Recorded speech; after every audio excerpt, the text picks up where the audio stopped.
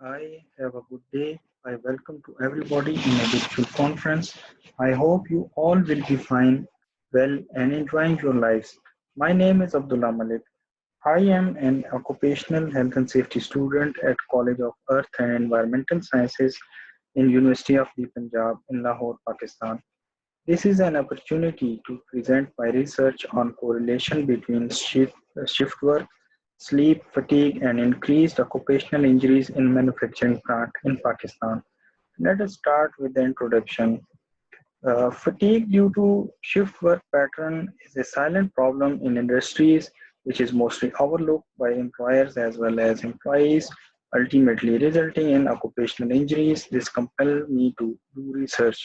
Being an OHS professional, I observed many accidents in night shifts than in day shifts and further found a fatigue and underlying cause to accidents. To work at rotating shifts, especially work at night shifts, sleep deprivations result in fatigue and accidents. For example, some of the most serious accidents in the last 3 decades have been attributed to shift workers' fatigue, like world's worst nuclear power accident at Chernobyl, 3 Mile Island, and the oil spill from the Exxon Valdez all occurred between midnight and 6 a.m. However, main objectives of my study are to evaluate the association of shift work and increase in accidents due to due to sleep deprivation and fatigue. Further to further to recommend control measures for employers and employees to cope up with the sleep disturbance on the job fatigue and to reduce risk of injuries. We often speak or listen as someone is working in night shifts or having sleep disorders or injuries due to fatigue, but mostly we don't give much importance to it.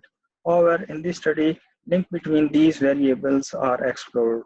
Working in shifts actually disturb the 24 by 7 body clock circadian rhythms and causes sleep disorders.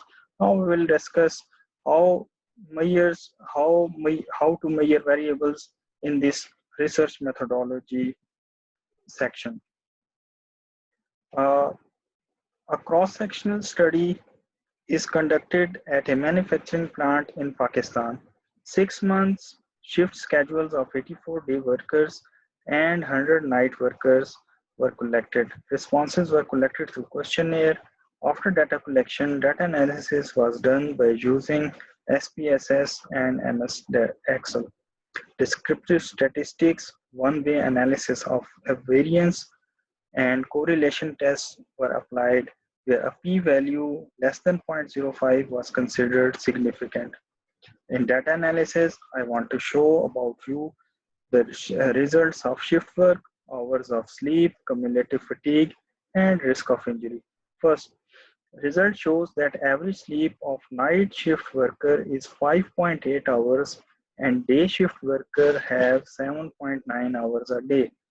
It is important to consider that night shift workers have 2.1 hours sleep deficiency than day shift workers. Second, night shift has 72.09% occupational injuries, while day shift has 27.91 occupational injuries, quite low. Third, the fatigue index represents the estimated probability expressed as a percentage that a person working under this shift pattern will feel very fatigued during the shift. So night shift fatigue index value is 52.08.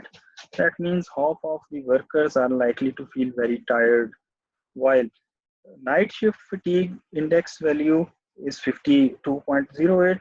And now I am discussing day shift fatigue index value is 16.5. Therefore, its mean that on average 3.2 in 20 workers under this shift pattern are likely to feel very tired.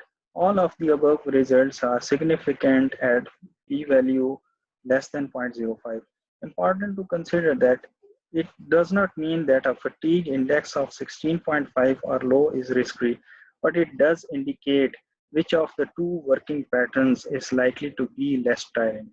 Fourth is this risk index. that gives an estimate of the relative risk of an incident compared between shifts. In this study, night shift has 4.3 risk index value, significantly greater than day shift index value, that is 3.3. Now we will look at the correlations. Correlation suggests there is a significant correlation between fatigue and risk of injury and occupational injury, but it has negative correlation with hours of sleep. As hours of sleep decreases, fatigue will increase. Similarly, occupational injury is negatively correlated with hours of sleep. This means that as hours of sleep decreases, occupational injury will increase.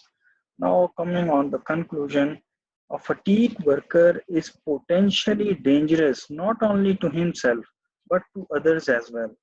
When you are fatigued, there is a greater risk that you will make a critical mistake.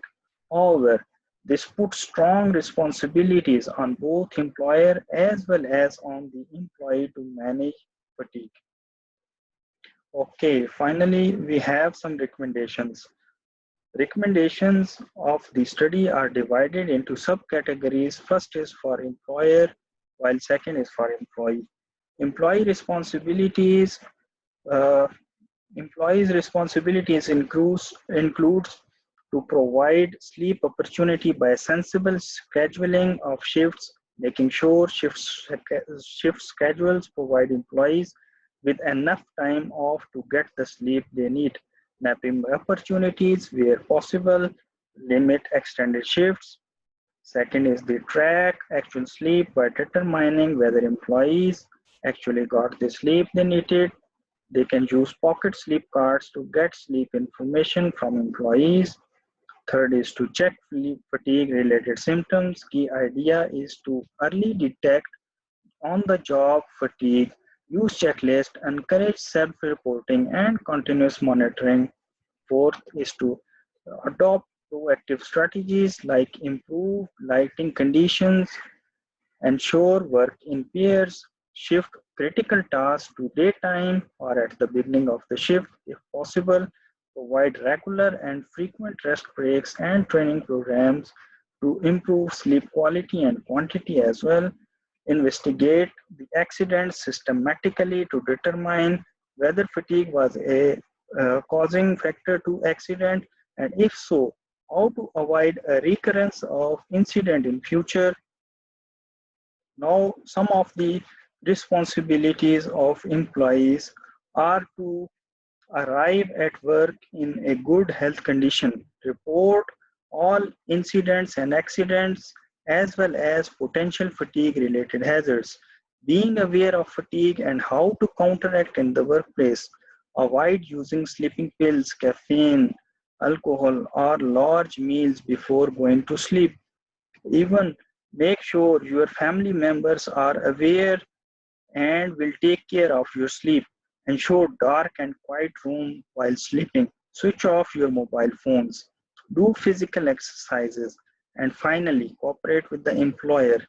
Now, the last note is being fatigued can make you a risk to yourself, your co-workers, and the public. So, sleep well, stay safe. Thanks a lot for listening.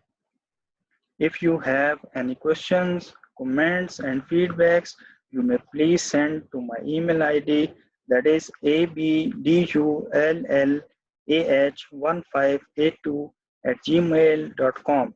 Thank you very much.